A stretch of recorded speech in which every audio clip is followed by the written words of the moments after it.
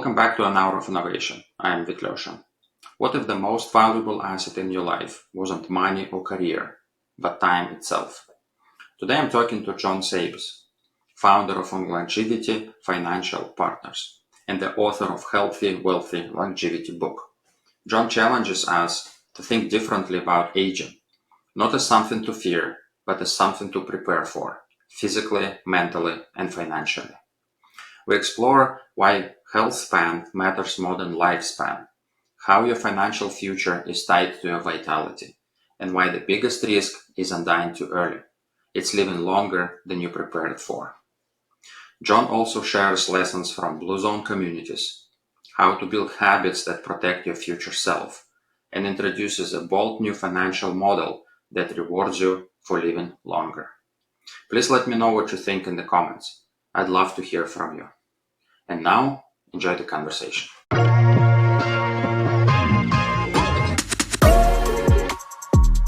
Welcome to An Hour of Innovation, Jon. Thanks for your time. Thanks, Vit. Great to be here. Yeah. So I wanted to start our conversation with your book, which I have right here. Thanks for sharing this with me. This is the something that you're passionate about, healthy, wealthy longevity. So why don't we start with this? And can you tell us what inspired you to write this book and what message you're trying to spread? Sure. Well, the book was inspired to talk about the intersection between financial services and longevity. And I wanted to write a thought leadership piece on that. The financial services industry, I don't think, has done a very good job in addressing sort of healthy aging and sort of the new realm of longevity that we are experiencing. And so I wanted to write a piece on that. I've been working in and around the longevity space for almost 2 decades. And while I was writing that, my mother became ill. And she had a shortened lifespan as a result of that. And while I had been working in and around longevity from an actuarial, financial perspective, from a molecular biomarker perspective on health and aging, it didn't become as personal as it did at that moment. And what I really took away from the experience of caring for my mother was that this longevity, this thing called longevity, this thing that is such a precious asset that we all have, and we all, we hear it and we can brush it aside, but it is our most precious asset, which is being here, being alive, living a viable, fulfilled life. And so the book itself took on a little different journey in terms of my own experience in what I think a formula is upon which to increase the odds that you get everything you want out of your life and you experience it for as long as possible. And so that's really what the book became. I'm very proud of it. I think it lays out a framework that is not prescriptive so much as a framework for anyone to grab onto and make some decisions for themselves and their own journey to get as much out of life for as long as possible. So that's the book, Healthy, Wealthy Longevity. Imagine being able to create any app you need in just minutes without writing a single line of code. With AppForge Lab, that's exactly what you can do. Let's say you want to keep track of your expenses. All you have to do is grab an expense tracker template and you're ready to go in a few seconds. Now let's see how this app works. I'll add a new expense category called car loan. You can create as many categories as you want: groceries, travel, dining, whatever fits your lifestyle. Next, I'll record a quick transaction. August payment, $500, simple as that. And when I go back to the dashboard, instantly my total spending updates, everything is organized, clear, and ready whenever I need it. And there's the best part. It's just one example. With AppForge Lab platform, you can build apps for any of your needs, from fitness tracker to project planner to habit builders. Sign up free today and start building the apps you actually need. Yeah, no, that's great. And I think it's interesting that you combine health and wealth and longevity all in one. I think people typically thinking about those in a separate uh, environment or separate ways, I guess. So you put in all of them together, and how do you think they all intersect between each other? Yeah, I mean, I think they all intersect because look, I mean, we're all well. Again, we're all on our individual journey, and Mm-hmm. um, you know, if you're like me, which I consider myself like most normal people, we, we want to do stuff in life. We want to engage in life. We want to make the most of it to our own specifications. And so, Mm-hmm. so how do you do that? You need this body. It's hard to do that if this body isn't able to do the things. It's unhealthy. And the other thing is you need some level of financial prosperity.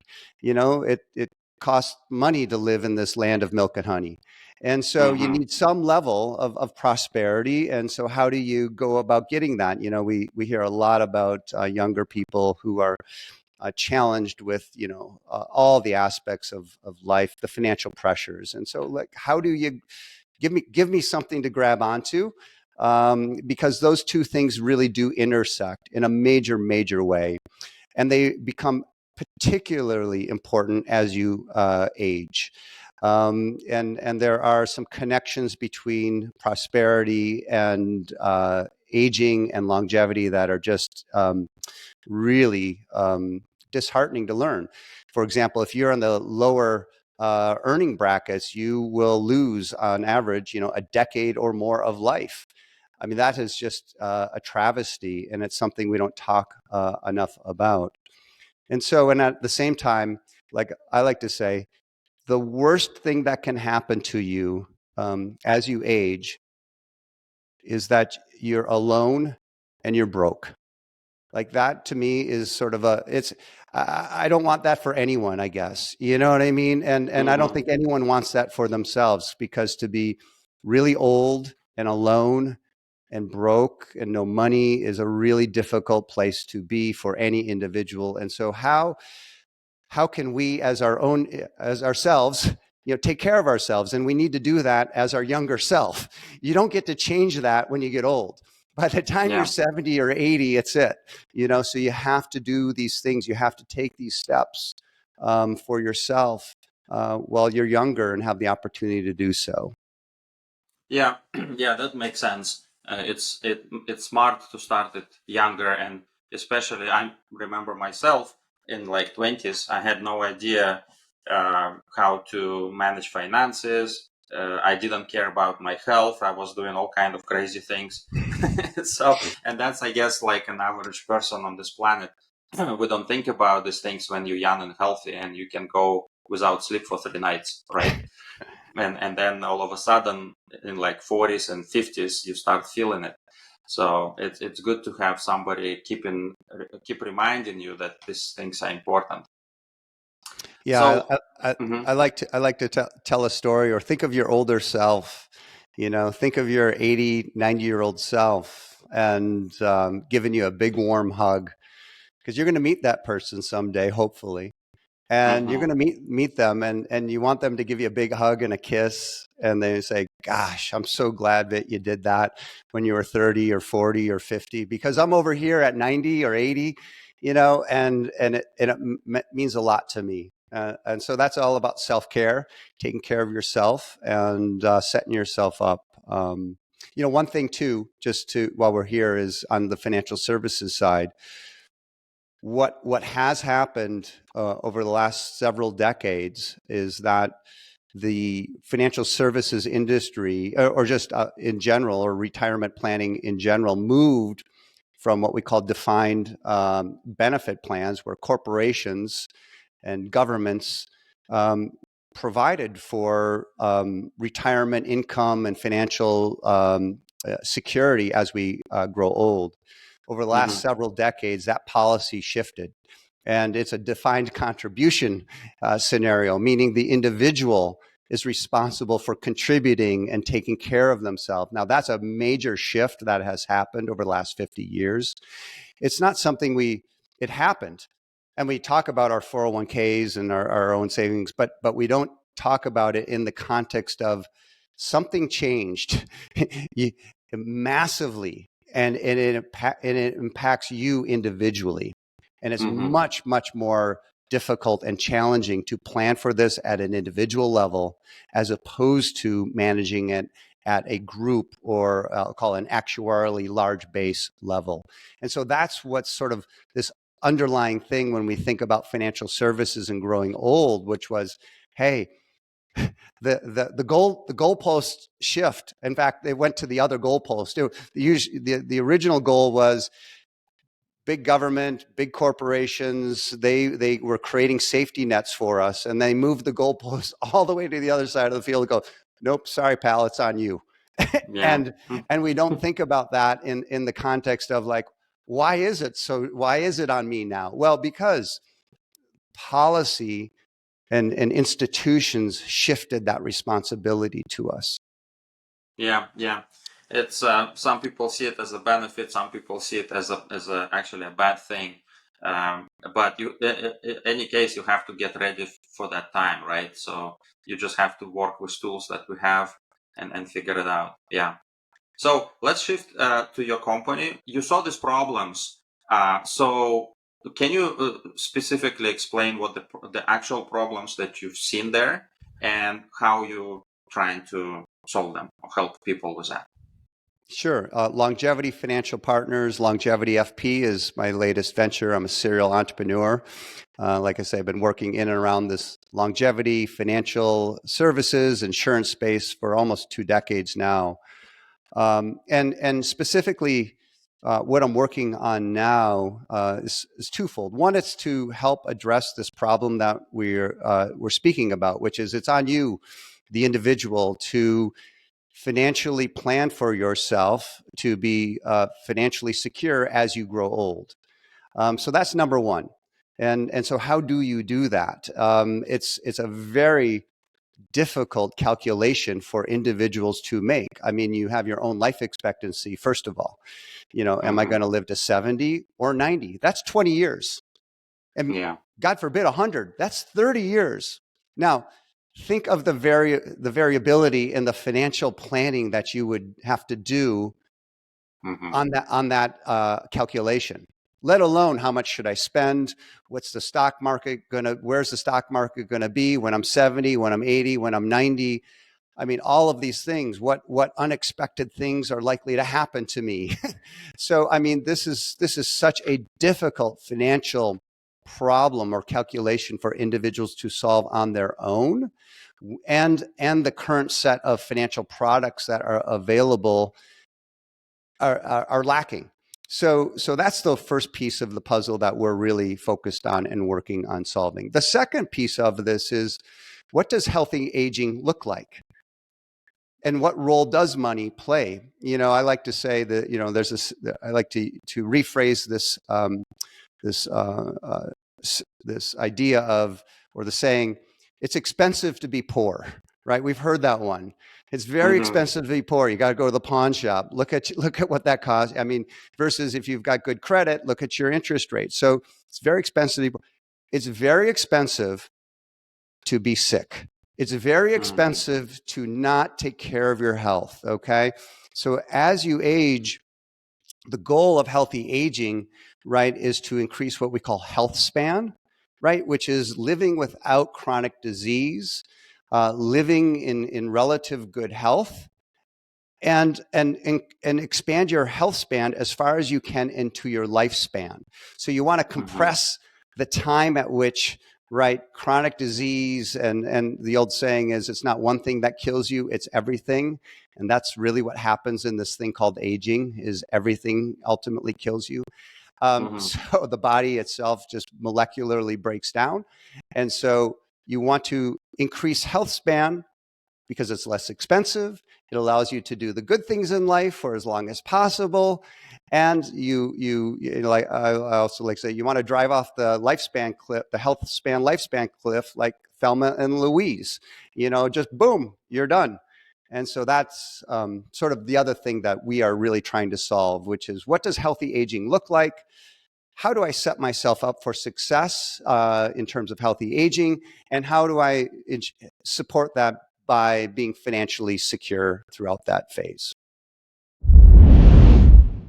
If you are enjoying this episode, it would mean a lot if you like, subscribe, or leave a quick comment. It really helps more people discover the show, explore these ideas, and be part of the conversation. Your support makes it all possible. So thank you for being here. Yeah, so I guess my next question would be, you have some sort of framework, like you called it with your book. You probably have the same framework within your company, how you help people figure it out, right, and plan it for them. Can you mention like the maybe 30,000 feet view? How does it look like in all these three buckets? Well, I think when it comes to healthy aging, the one thing that I would point folks' attention to, and we've partnered with our friends at what are called the Blue Zones. And the Blue Zones are a field of research that studied geographic locations where populations, unique populations around the world, exhibited measurably higher levels of well-being, much longer life expectancies without living without chronic disease. And so Blue Zones, I think, from my perspective, is a way in which to help people understand what healthy aging looks like. And what it really comes down to, the Blue Zones defined the Power 9, which were 5 factors attributed that they found in these populations that attributed to this healthy longevity, healthy aging. But it really, we can boil it down further. What does it look like? It comes down to eating wisely. You know, what you put in your body. Food is medicine. Okay, what we put in our body, and being wise about that, thinking about that, being self-aware about that. Movement, moving more. Movement is medicine. So between food and movement, those are your ingredients. Those are your best pharmaceutical tools to keep this body in good shape and getting the most out of life. And then to keep your mind right, it's live with purpose, have a reason, have purpose in your life, and connect with others. And so that framework really sets yourself up for this, I'll call longer, healthier, more vibrant, fulfilling life, so that at the end of your life, as my mother said, my life's been a dream. You know, you know, we hear recency bias a lot. You know, we're all subject to recency bias. Whatever happened this morning really is the most important thing. And that's where I'll come back to. When you're 90, you want that recency bias to be like, my life's been a dream, because the last few years have been amazing. And I will tell you that if you engage in lifestyle behaviors that are about eating wisely, moving more, living with purpose, and connecting with others, over a long period of time, you're setting yourself up for success. And that's really the foundational framework. The Blue Zones does a great job as well. Dan Buettner, the founder of this, says, set your environment. What they found in these communities is that your environment, the place in which you live, you want that to set yourself up for those positive behaviors. And in the context of living in America today, what does that mean in terms of living wisely? Your pantry is not chocked full of Mountain Dew, pretzels, and sugary candy snacks, and a gallon of ice cream.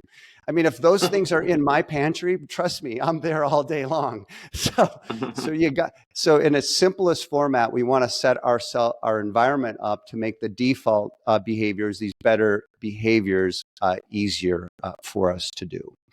So that's, I would say, the sort of a foundation relative to what does healthy aging look like. I would say relative to the financial perspective of life. Here's the great news. These people in these Blue Zones were financially poor. So how is it that these folks who didn't have much in terms of financial resources, which by the way forced them to walk a lot, wash their own dishes, clean their Yeah. own clothes, grow their own food in their garden, also led to these lifestyle behaviors that led to extraordinary longevity and mental health and well-being. So they don't have any money. So not having money is actually not an excuse for not being able to live, to blue zonify your own life. In America, I like to say, you know, we need to take care of our needs, right? So take care of your Mm-hmm. needs. You have some basic needs around food and shelter and, you know, a few things that you got to have. And the rest are wants, you know, and those wants, that's all a mental journey, right? So you get to Mm-hmm. decide on the wants and how much of this and that. And I would just simply say, focus on your own game. It's not a game of comparison. In the United States, and we all look at social media and this game of comparison, what's the saying there? Comparison is the thief of all joy. The minute you start comparing yourself to your neighbor, to Warren Buffett, to Elon, it's over. Yeah. So focus on your own game. Focus on those core activities. Set your environment up for success, and focus on you, and practice self-care. Yeah, yeah, I really like this 4 buckets, if you will. Very simple. I guess they sound very simple, right? But it's really hard when it comes to executing, basically. Like always, execution is the hardest one. And I think it requires a lot of discipline and habit and practice and things like that. But it's good to know that such a framework exists, especially those communities where it's been proven. And yeah, I now I remember something. Like, I'm coming from poor country, from Kazakhstan. At least when I was growing up, it was very poor there, and we had our own garden, and we had to walk like a few miles every weekend to just get there because cars were not available at the time. And yeah, it's very interesting how now it all comes back to like movement and eating well and things like that. No processed food, no sugar. That's interesting. Well, Okay, less so of it. Less of it. yeah, It's you know, it's I'm with like everyone. I'm like, I really like some sweets, and but just less of it, you know, and yeah, yeah. set your, you know, make it a, you know, okay, if we're going to have a sweet, we're going to go take a car ride or a walk to the ice cream shop or whatever, but just not in the pantry where it's 4 steps, it's a gallon of Ben Mm-hmm. and Jerry's, and you start binging Netflix or doom scrolling on your social media while you eat the, you know, a quart of ice cream. It's too Yeah, easy. yeah. It's just too easy. Yeah. So let's talk about the healthy aspect of it. Like, what sort of things you think are, so when you say moving, do you mean any specific exercises or just anything, and how people can like start with it, I guess. Yeah, movement's movement. I mean, you know, and I think that's the key takeaway. We've been, I think folks get too wound up in, it has to be exercise. I got to go to the gym. I get intimidated. These machines, which exercises to do. It's movement. It really is. I saw a study this morning about 10,000 steps a day. A great Rhonda Patrick, for anyone who's interested. She's got great content, but she had tweeted out a study. Walking. So what is that? That's just simply walking, as you mentioned, Vit, in your own. You guys were doing 10,000 steps or more, right? On a day, and this was Mm-hmm. just part of your natural behavior. You weren't saying, "Well, I got to go get my steps in."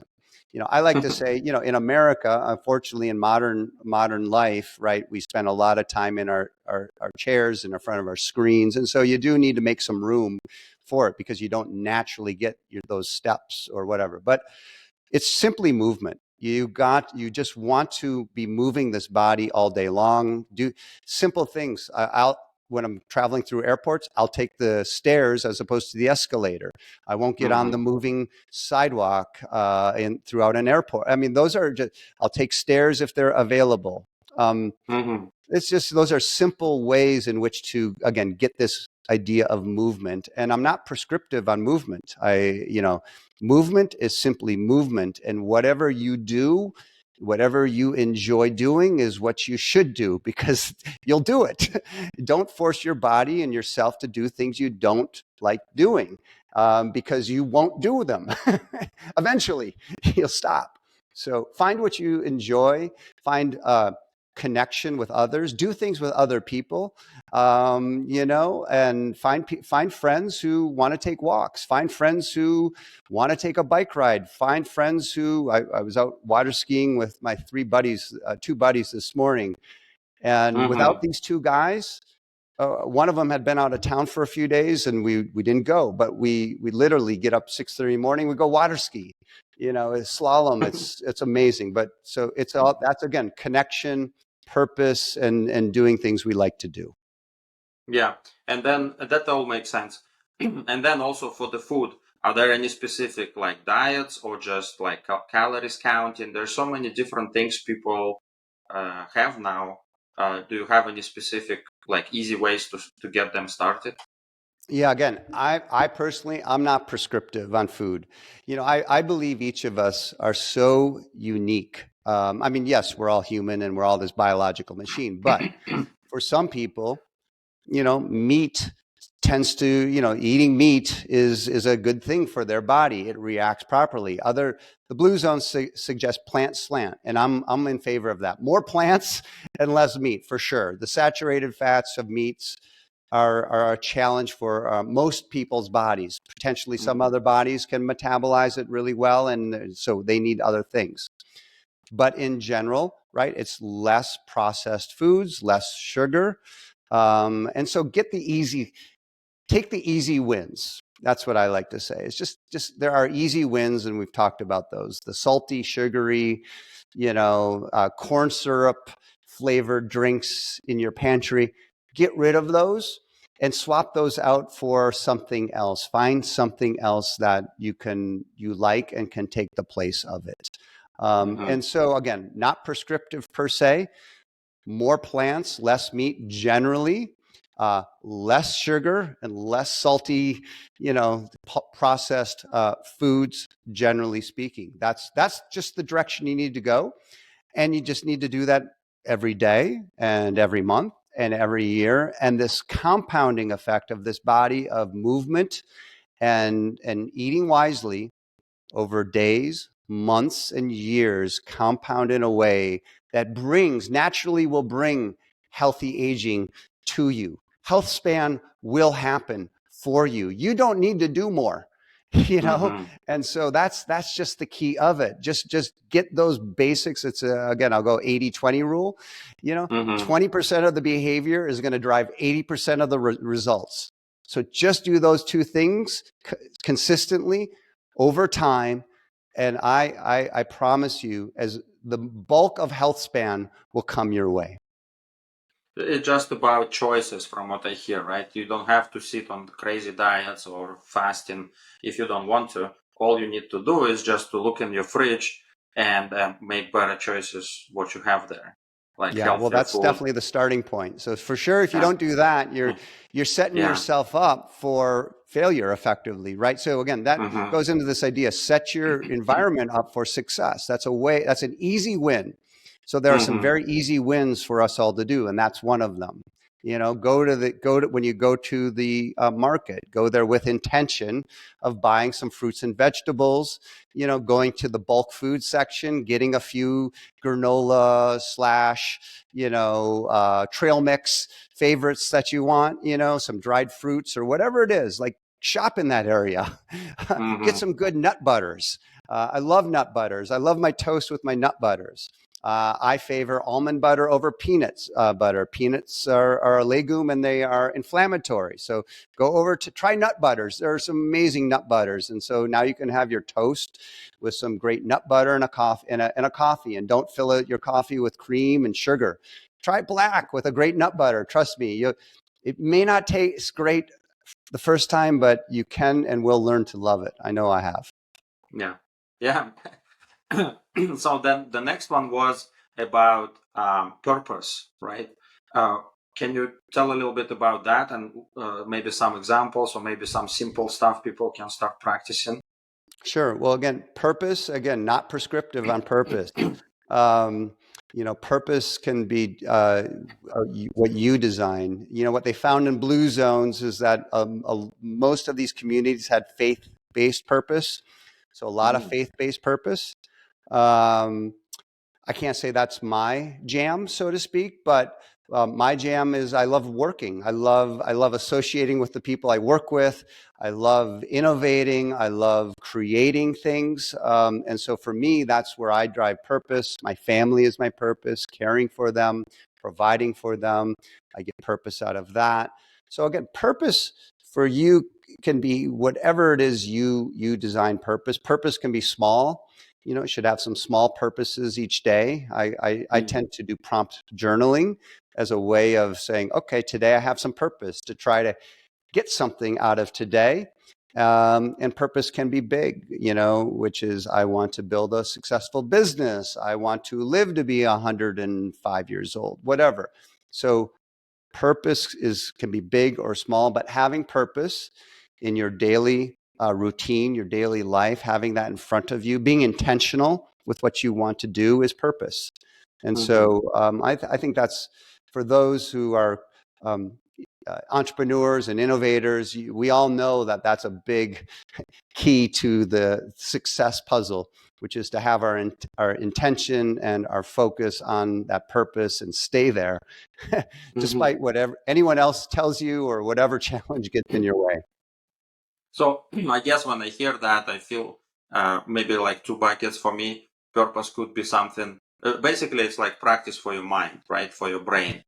So it could be something that you have to exercise every day by solving problems, by doing working on some problem like business or your job, or it could be like you said, faith or meditation and things like that, where you can kind of like relax your brain and you get benefits from that. So both of those could be helpful, I guess. Kind of, Absolutely. yeah. And another one you had was connecting with people, connecting with whatever. Can you talk about that and maybe some like practical, again, not prescriptive, but just some ideas for people? How can they do that? Yeah, that's a challenging one. At least it is for me. Has been, and particularly for men. As we age, most of our connections are with our coworkers. Our careers change, and people go on and do other things. And so, for aging men, at least professionals, or any professional, it just can be challenging to stay connected with others. I also find in today's, I'll call political world, it's highly divisive. I feel challenged to sometimes express myself with some of my friends who may have differing views. And it Mm-hmm. gets very triggering. I find that as, again, we get older, we get more triggered. So you can get very upset very quickly. And look, we're all here for a very short period of time. Again, longevity, this most valuable asset. I think we're all trying to solve for a better place in this world. There are different approaches for doing that. I'm open-minded on that. And so staying connected with others is a great way to maintain purpose. It's a great way to maintain movement. It's a great way to eat better. So Mm-hmm. all of those things are really good. What I would suggest is, though, but you have to be intentional about it.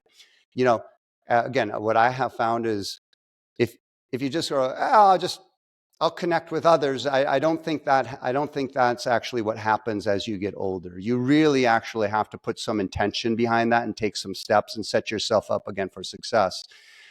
For me, I'm going to the All In podcast summit in September. So the All In podcast is one that I really like. I like Chamath. I like David Sachs. I think those guys are just on it. Mm-hmm. And so I had been thinking about going. I met a new friend, and he's like, "Oh, me and some guys are going to go to this All In podcast summit out in LA." I'm like, "Can I jump in and go?" It's going to cost me a pretty penny to get that ticket. And I've got to get on an airplane and I got to do a bunch of stuff, but I'm taking, for me, it was like, I have a very set intention of connecting with others. I want to build my network. I want to connect more with like-minded people. And I want to get excited and be enthusiastic about the future of where I'm going, where the country's going, and how I can contribute and make an effort. So that's, again, a personal example of how the steps I'm doing to remain connected and build my connections with others. And so whatever that is in your church, in your business, in your community. I attended a city council meeting last night with my wife, and we connected with some others in our local community, and it felt good. Yeah, I get. Yeah, those are good examples. I like them. It's like for me, for example, for the last few years, it's been similar. I've tried to get out of my small environment, I guess, and go to other cities, go to conferences, talk to other people. That's why I started this podcast, so I can talk to new people every week and learn something from them. So that's all great, because otherwise you're just sitting in your social media feed and consuming all this junk. So that's not very good for the brain. Well, and layer on it remote work. It used to be we could at least go to the office, and you'd bump into people in the elevator. I mean, you would just naturally, exchange. Now it's remote work. I sit in my little environment. I look at my screen. I do, so, thanks to you for recognizing for this podcast, this is a great way. You and I are connecting, and hopefully this podcast will be heard by a lot of folks, and we'll connect with them as well. Yeah, absolutely. This is a great way. So next question I have is, do you know of any technologies, or maybe you leverage in any technologies, especially with the rise of AI, how all these tools can help people be on track with health and wealth and longevity?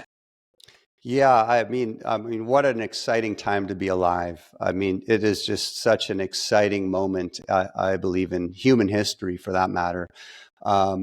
In the realm of health and longevity, and I saw this. We were my past venture. We were commercializing molecular biomarkers called epigenetic biomarkers, which are DNA methylation signals that occur along the genome.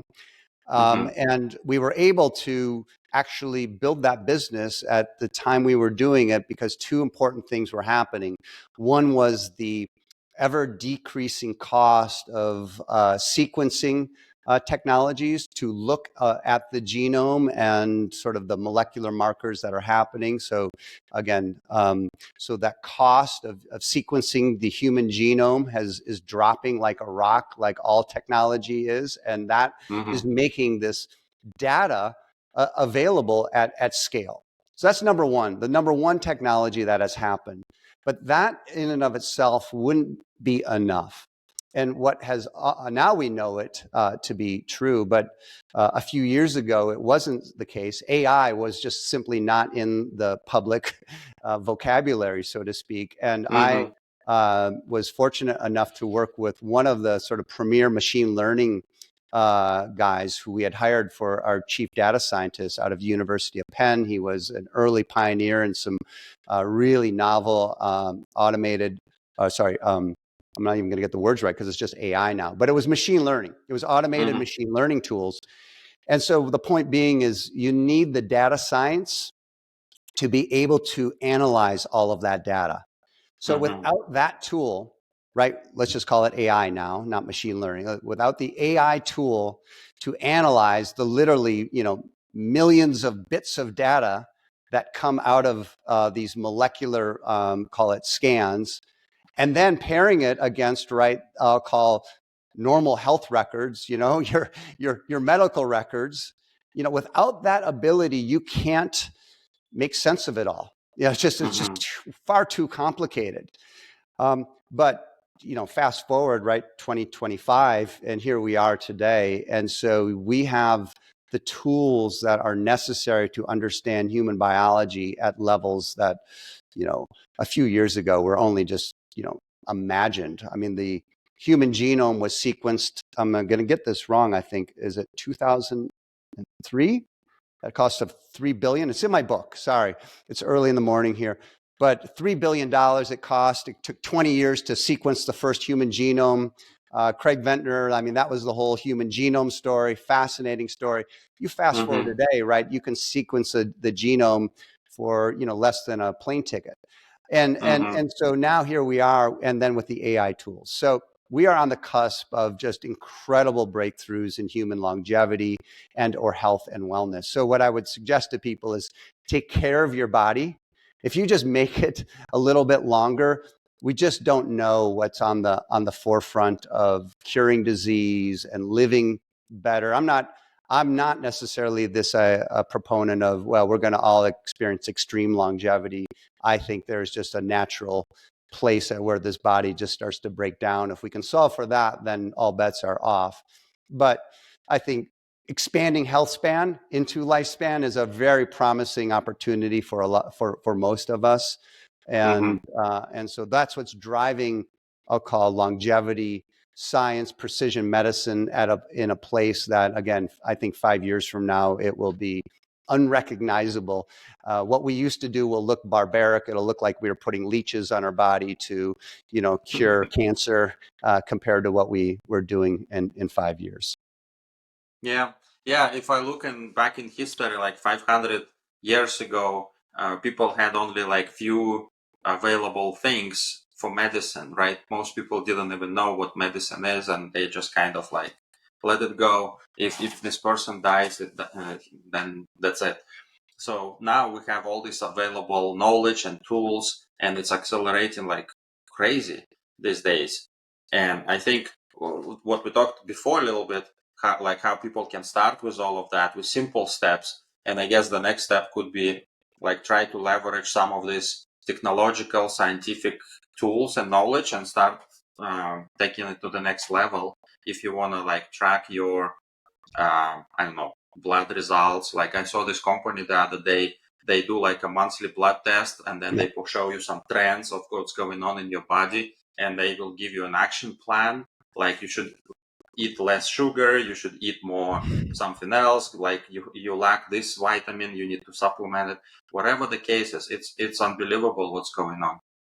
Yeah, we'll see a lot more in precision tools and measuring. There's a lot of functional health and panels that folks can. I personally am not a big data driver, so I'm not. I kind of, we just said, well, what's it going to tell you? Eat less sugar, eat less salt, exercise more, right? So it's like I don't even need those panels to. So I'm like, let's just do that, and I'll worry about the rest later. But for some people. Again, I used to do, not so much anymore, a lot of ultra endurance stuff. Some of my friends, right, they had every meter and tracking thing that you could ever imagine. And we'd get back from our 100-mile bike ride and they'd go analyze it and they'd look at their heart rate and they'd plan their next. And that's great, because it motivated and kept them really engaged in it. For me, I would just think, I'd like, wow, I felt good today. I felt strong. I rode fast, or like, I was just beat up. What was different? And so again, every individual, I just say, whatever works for you, absolutely do it. If you're a data guy, there are some wonderful panels you can get and be like, okay, my AO1C is here, my blood sugar's here, I got my Oura ring on, I've got my blood sugar monitor thing going. I mean, like, do it. Go for it. Have just whatever it is that gets you engaged in your own health and your own self-care. That's the right thing. That's the right thing because it's the right thing for you. Yeah, I totally agree with that. And me being a data guy, like you mentioned, so I would enjoy this. I remember 2015, I got my first Apple Watch. Like I bought it like in the first months they released it. And one night I didn't get my like 10,000 steps, and I was just walking around my couch in the basement just to try to catch up before I go to sleep. And I felt myself like, okay, and I'm now becoming like a crazy machine-driven person because that's what it makes me do. So that's weird. Everyone is different. I was on a call yesterday with my partner, and we're talking about the business, and I was saying something about my Apple Watch. Oh, I did some screenshots after a bike ride, a big bike ride I had. I was starting to bike again, and I was like you. I don't wear an Apple Watch today. I'm not. This is my very analog sort of old school watch, and I put my Apple Watch on for my bike. But I was fascinated because it had my average heart rate. You know, I was 133. It said I had a 133 average heart rate for almost. It was almost a 4-hour bike ride. You know, and so I was like, wow, that's some base building. I was interested. And then my buddy was like, oh yeah. I'm like, yeah, no, I can't, I don't know how to even work this thing. I'm tapping it. I'm like, I don't, so, but again, you Yeah. know, it's all good. It's really fun. Yeah, it is. It's kind of like a gamification type thing when they certain people are very led to by that, Yeah. and that's how I feel like if I have some sort of numbers, I will do better. But some people rely on their feelings and how they feel, and it makes them look good, feel good. Go do it as long as you do it. Yeah, that's amazing. Yeah. So um, how what advice can you give to people to like get motivated with all this stuff? We talked about all this good stuff and all these benefits and everything, but some people are just like, not probably gonna try, or they may be skeptical. What can you tell them as an advice or motivation to get going? Well, think of your older self. I guess, you know, it's about you and your journey. Just think of yourself in your own self-interest. Mm-hmm. Think of your own checkbook. Okay, financial, what do they say? The financial motive is probably the number one motive. It's expensive to be unhealthy. It's expensive to buy these sugary processed foods. It's expensive to do all these things. So if you just think about your checkbook, maybe I could motivate you to do it that way. Um, I would say also just you will feel better. You know, I don't know how many times, you know, it's like, one of I saw a saying the other day is, if you're tired, do it tired. You know, so as Mm-hmm. I would subject myself to like, oh, I'm not gonna. I felt it last night. You know, I was tired. I sat on my chair. I nodded off. My dogs hadn't gone for a walk. I'm like, I'm just gonna do it tired. I went for a little walk. I got outside and I did it tired, as opposed to so. Um, and doing it, just doing some movement, eating a little bit better, you will feel better. On that other side of that, there's a better version of you. And I just simply would encourage everyone to go chase that little better version of themselves, and they will. It's it's a positive reinforcement mechanism. You get a little bit of it, and you want a little more. You know, I look Mm-hmm. better, I feel better, and it's it can, you know, lean into that positive feedback loop for yourself, and enjoy it.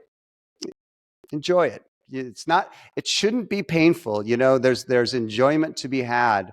So you just got to find your pathway to have some enjoyment and gamify it in Mm-hmm. a way that is kind of like, okay, this is working for me.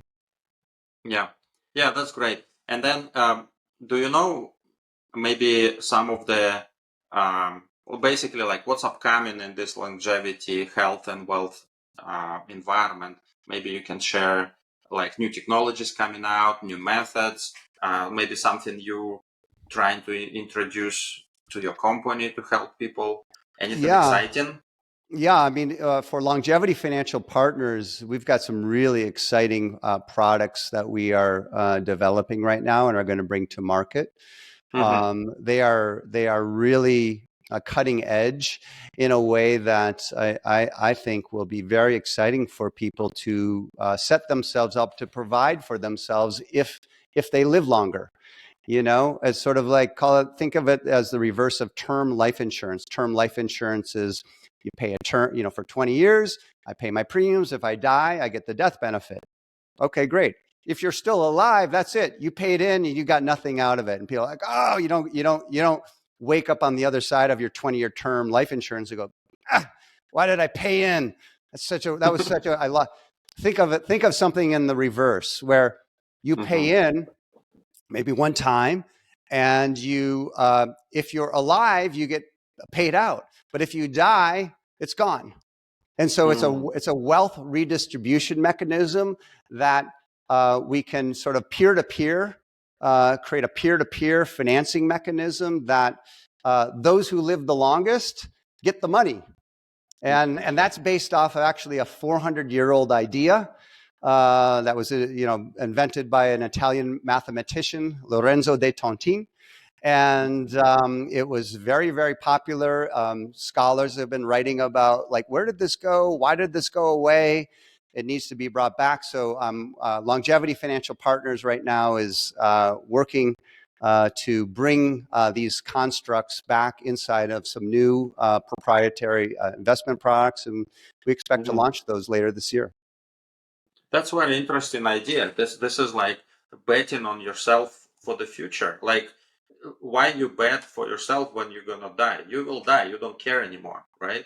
But then if you leave, that's actually beneficial. So you better. I think that's a better approach. I need to learn more about that one because that's really cool. So well, invite me back. Let's do this. Well, let's get back together here later this year, towards the end of the year, and it'll be very apparent what I'm doing, and I can describe it. It's really exciting. It's a really exciting thing, and it's something I learned about almost a decade ago, and I was like, whoa. I got to do this. Yeah. and it turns out, again, Longevity Financial Partners is going to be the company that brings this over, and it makes sense, right? We're your Longevity Financial Partner. If you're living a long life, we're going to be your financial partner, and we're going to provide you with the income and the money you're going to need in that latter stage of your life. These products will. We won't. The product will. Right. Okay, sure. Yeah, we can connect later. That's something interesting. And then I have the final question for you, more like a philosophical, I guess. Like, when you're looking back at your life and your career and what you're doing and what you teaching other people, what legacy are you trying to leave from your work and from your life? Yeah, that's a great question. I think the legacy that I would like to leave is that we all have more agency in our future than we like to think, meaning we have a lot more control over what our future looks like. And the legacy I would like to leave is to instill that on people and give them some tools upon which to help everyone craft their own journey to their own creativity and specifications, and live that to the fullest extent possible. And so that's what I believe the book is the beginning of, and this message and this podcast is part of, and it's great to be here and share that with others today. Yeah, that's great. Thank you, Jon, for sharing all of that and being here. And yeah, I'm gonna encourage people to go and find this book. And I'm reading this already. So that's a lot of interesting information. And we just did the highlight here. So the book will uncover a lot more useful information for people. Thank you very much for your conversation, for being here. We'll stay in touch. Thanks, Vit. Appreciate you and the podcast. Yeah, absolutely. All right. Talk to you later. Bye-bye. Thank you for tuning in. I hope this conversation gave you fresh ideas and inspiration. If so, please share it with your friends and colleagues. Don't forget to follow, subscribe, and leave a quick comment. It helps more people discover this episode. See you next time.